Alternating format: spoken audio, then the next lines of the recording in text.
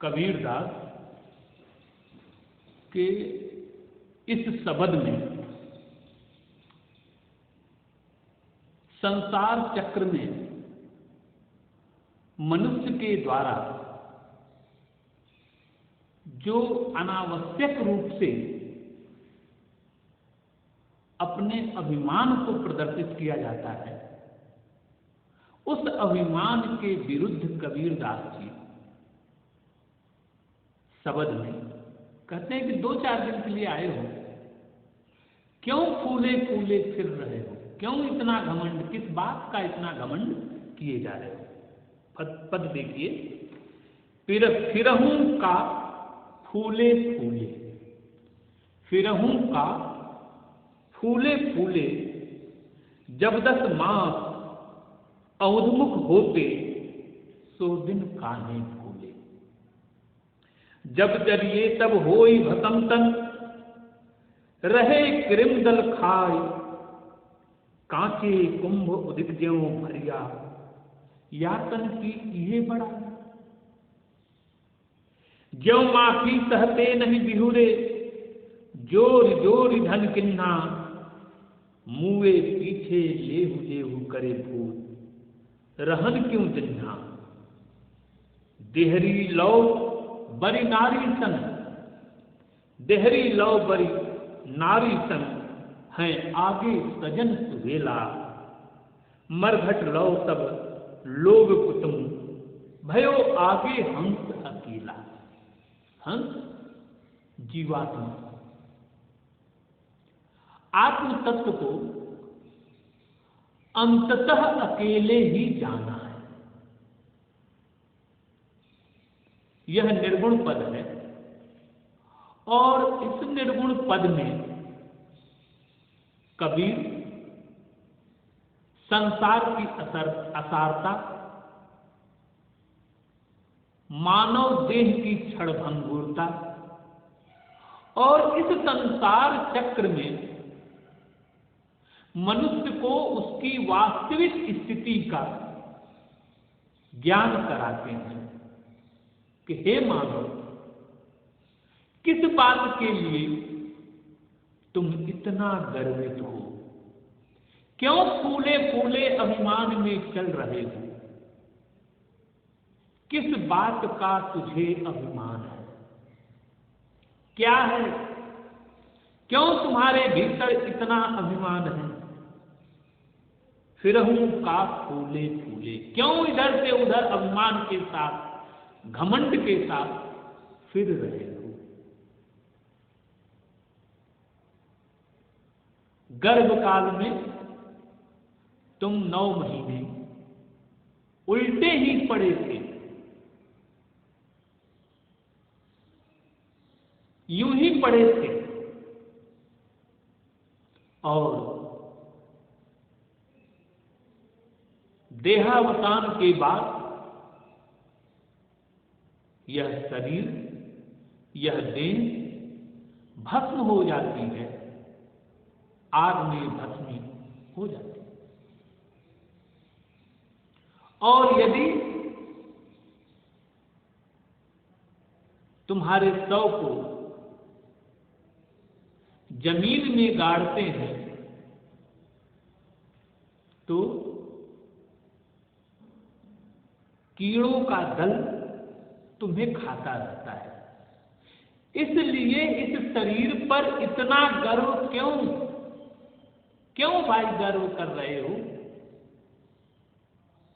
तुम्हारा शरीर अंततः आग में भस्म हो जाने वाला है।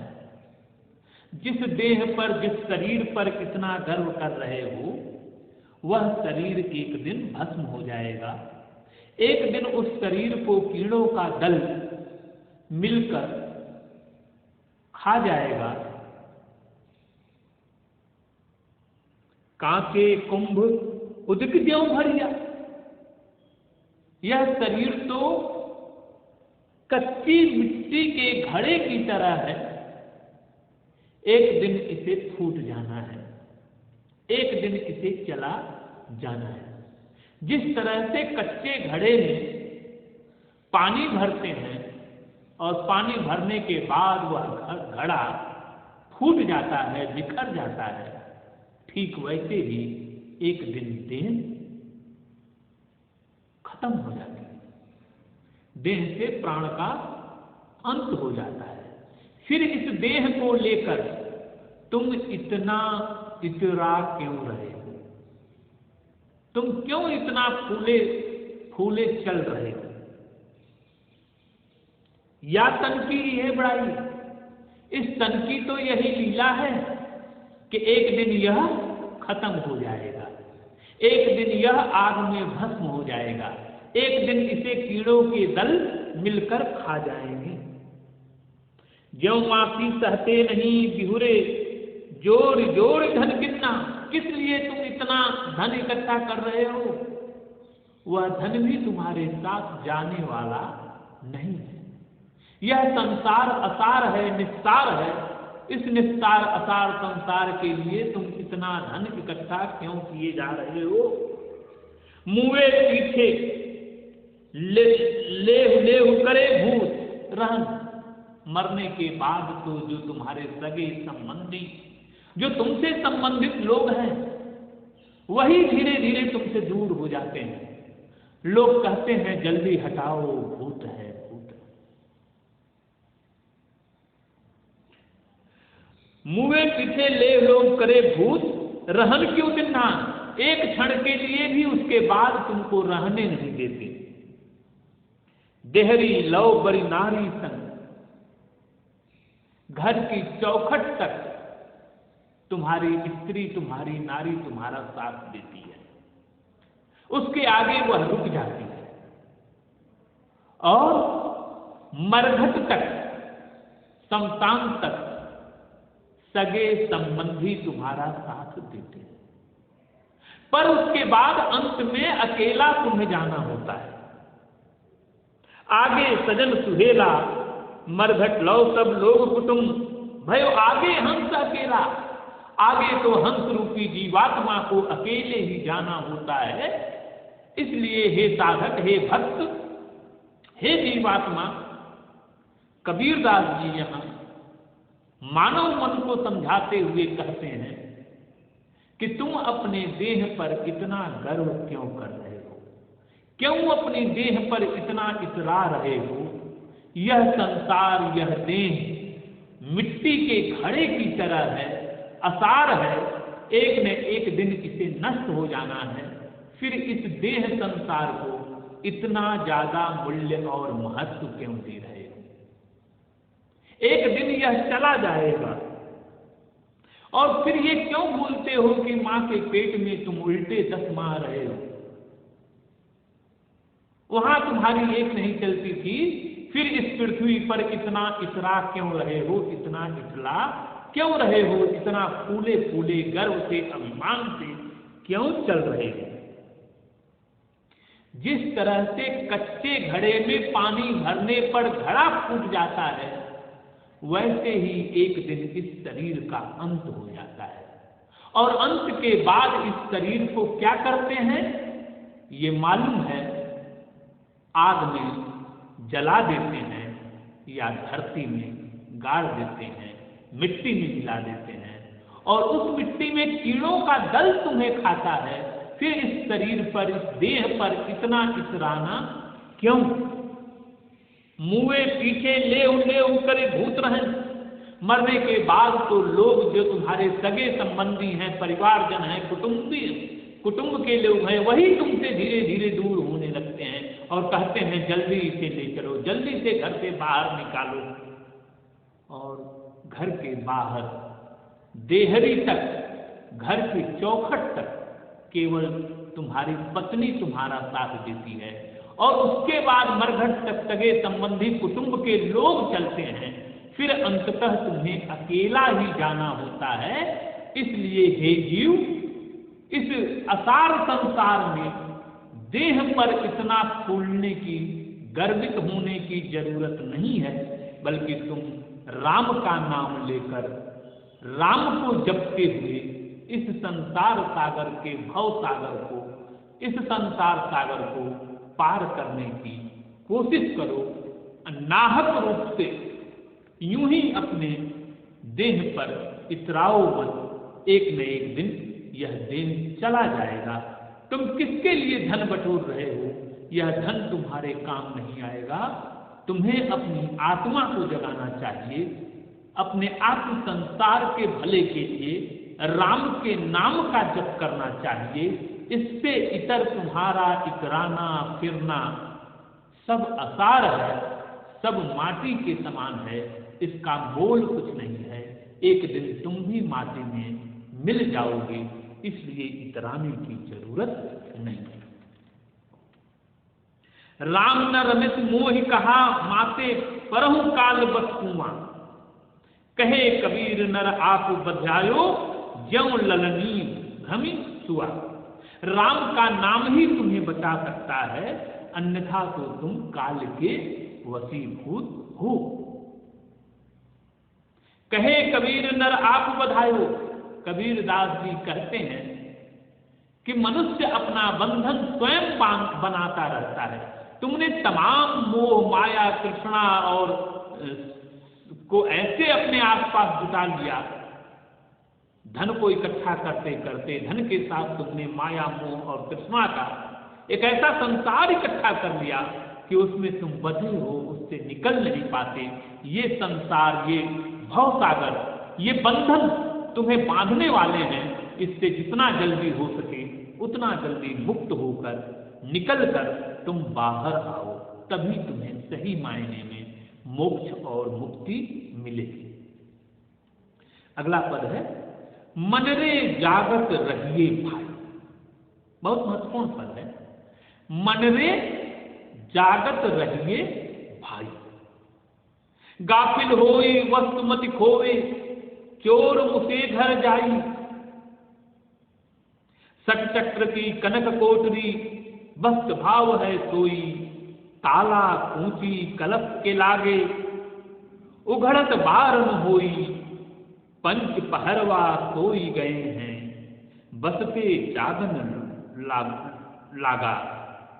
जरा मरण व्यापे कछु नाही, गगन मंडल लौ लागी। करत विचार मन ही मन उपजी, ना कहीं गया न आया। कहे कबीर संसार सब छूटा, राम रतन धन पाया। मन रे जागत रहिए भाई। कबीर दास और उनके समान धर्मा निर्गुण या संतों की एक ही सलाह है कि इस संसार सागर में भरमने और भटकने की जगह अपने आत्म तत्व, अपने मनस तत्व और अपने चेतना तत्व को, चेतन तत्व को जगाओ। मन रे जागत रहिए भाई। हे मन, हे साधक, हे जीव, अपनी आत्म चेतना को जगाते रहो, सोने मत दो। अपने आत्म भाव को, अपनी सजगता को, अपनी चेतना को सोने मत दो। क्योंकि जब तुम गाफिल हो जाओगे, भ्रम में चले जाओगे, भूल जाओगे, जब तुम जागरण के मंत्र को भूल जाओगे और सो जाओगे, तो तुम्हें लूटने के लिए, तुम्हें नष्ट करने के लिए, खत्म करने के लिए सारी शक्तियां बैठी हुई हैं। गाफिल होई वस्तु मति खोवे। अगर तुम गाफिल होकर सो गए तो तुम्हारा आत्म तत्व, तुम्हारा चेतन तत्व, तुम्हारा मनस तत्व चोर मुझसे घर जाएगा, आकर चोर चुरा ले जाएगा। जिस तरह से अगर हम गाफिल होकर सो जाते हैं तो चोर आकर घर के कीमती सामान को चुरा ले जाता है, वैसे ही इस असार संसार में आत्म तत्व से बढ़कर कोई कीमत नहीं है किसी चीज की। उस आत्म तत्व पर तमाम लोगों की निगाह लगी हुई है, वो आकर हर ले जाएंगे। सत चक्र की कनक कोटरी, वस्तु भाव है सोई। ये जो सचक्र है, कनक कोठरी, कुंडलनी के जागरण के बाद फिर तुम्हें सोने की जरूरत नहीं है, जागते रहना है। ताला ऊंची कलश के लागे उभरत बार न होई। और यदि तुम सो गए तो फिर जो कुछ भी चेतन है, चैतन्य है, जो कुछ भी जागरण है, वह सब आत्म तत्व ने आज तक जो कुछ कमा कर रखा है वह सब धीरे धीरे गायब हो जाएगा। पंच पहरवा सोई गए हैं। पंच ज्ञानेन्द्रियां, पंच पहरवा मतलब पंच ज्ञानेन्द्रियां यदि सो गई तो फिर बसते जागन लगा। इन पांचों ज्ञानेन्द्रियों को जगाने की जरूरत है। इन्हें सोने मत दो, इन्हें खामोश मत पड़ने दो। जरा मरण व्यापे कछु नाही। यदि पांचों इंद्रियां, पांचों कर्मेंद्रियां जागृत हैं और तुम्हारे भीतर चैतन्य का भाव अंतर्निहित है तो फिर तुम्हारे ऊपर जरा मरण का असर नहीं होता, तुम्हारे ऊपर काल का भी असर नहीं होता। तुम जरा मरण से मुक्त होकर गगन मंडल लौलागी, गगन मंडल में आनंद का तुम अनुभव करते हो। तुम्हारी ज्योत गगन मंडल से लग जाती है। तुम्हारी ज्योत आत्म तत्व परमात्म तत्व से मिल जाता है और गगन मंडल में किसी तरह का कोई संकट, कोई दुनियावी दुख नहीं होता। करत विचार मन ही मन उपजी, ना कहीं गया न आया। कबीरदास जी कहते हैं कि मैंने बहुत विचार करके देख लिया है, कहीं जाने आने की जरूरत नहीं है, किसी तरह के आडंबर में उलझने की जरूरत नहीं है, किसी तरह के आडंबर में फंसने की जरूरत नहीं है। तुम्हें तो अपने आत्म तत्व को जगा कर रखना है, सोना नहीं है। जब तुम सो जाओगे तो ये जो सांसारिक दुनिया है वह तुमको हरने के लिए, तुम्हें खत्म करने के लिए, नष्ट करने के लिए लगी हुई है। इसलिए लगातार अपने भीतर चैतन्य का जागरण करते रहो। मन रे जागत रहिए भाई। अपने मन को, अपने आत्म तत्व को, अपने चेतन तत्व को जगाते रहो। कहे कबीर संसार सब छूटा। कबीरदास जी कहते हैं कि जब मनुष्य के हाथ, आत्म तत्व के हाथ, जीवात्मा के हाथ राम रूपी रत्न का नाम लग जाता है तब वह किसी बंधन में नहीं आती और उसकी ज्ञानेन्द्रियां, कर्मेंद्रियां सहज भाव से गगन मंडल में ब्रह्म कमल का आनंद लेती हैं और इस रूप में सहज रूप से कहीं आना जाना नहीं पड़ता, किसी तरह का दिखावा नहीं करना पड़ता, प्रदर्शन नहीं करना पड़ता। सीधे सीधे विचार करते, मन में लाते ही आत्म तत्व को, परमात्म तत्व का साक्षात्कार हो जाता है और परमात्मा के परम आनंद के साथ हमारी जीवात्मा मगन होकर नृत्य करती है, नाचती है, मगन होकर रहती है। कबीरदास जी कहते हैं कि ये तब संभव होता है जब हमारा मन जागृत होता है, जब हम दुनियावी संकटों में, दुनियावी उलझनों में नहीं उलझते हैं, नहीं फंसते हैं, तो वास्तव में हमारा मन जागृत होता है और मन को जगा करके सही मायने में आत्म तत्व को जगाने के बाद, चेतन तत्व को जगाने के बाद, चैतन्य का लाभ लेते हुए, आत्म तत्व के जागृत हो जाने के बाद इस सांसारिक चक्र से मुक्ति मिलती है और आत्मा सहज रूप से आनंद की अनुभूति का अनुभव करती है। यहाँ कबीरदास इन पदों के माध्यम से आत्म तत्व, चेतन तत्व और जीवात्मा के परम ब्रह्म से मिलने की स्थिति और इस संसार सागर में मानव देह की असारता को सामने रखते हुए आत्म तत्व के जागरण की बात करते हैं। आत्मा जब जाग जाती है, चैतन्य तत्व जब हमारे सामने आ जाता है, जब चेतना का ऊर्ध्व विकास होता है, तो मनुष्य दुनियावी संकटों से मुक्त होकर सहज आनंद की अनुभूति का रसपान करता है। यही कबीर के निर्गुण पदों का महात्मा